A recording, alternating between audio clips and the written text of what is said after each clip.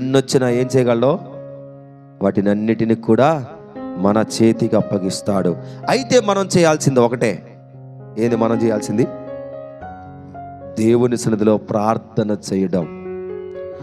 దేవుని సన్నిధిలో మనం ప్రార్థన చేయగలిగితే, ప్రియ సహోదరి సహోదరులరా, ప్రియ దేవుని బిడ్డలారా, దేవుని సన్నిధిలో ప్రార్థన చేసే వారి మీదకి ఎంతమంది వచ్చినా వారందరిని దేవుడు వారి చేతికి అప్పగిస్తాడు.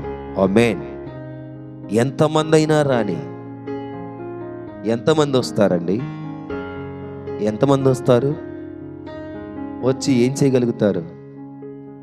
మీరు ఎంతమంది వచ్చినా, మీరు వందలుగా వచ్చినా, వేల కొలదిగా వచ్చినా, అంతకన్నా ఎక్కువ సైన్యము మన ప్రభువు మన కొరకు పంపిస్తాడు. ఆమేన్.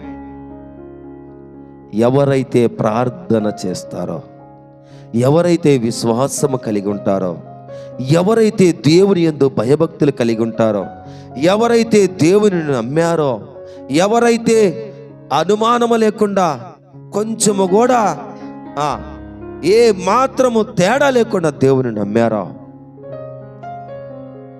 పూర్తిగా దేవుని మీద ఆనుకున్న వారికి దేవుడు ఏం చేస్తాడు?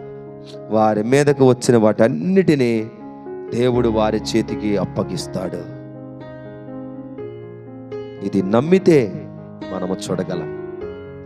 నమ్మిన వారు ఖచ్చితంగా చూడగలుగుతారు. నీవు నమ్ము, చూస్తావు.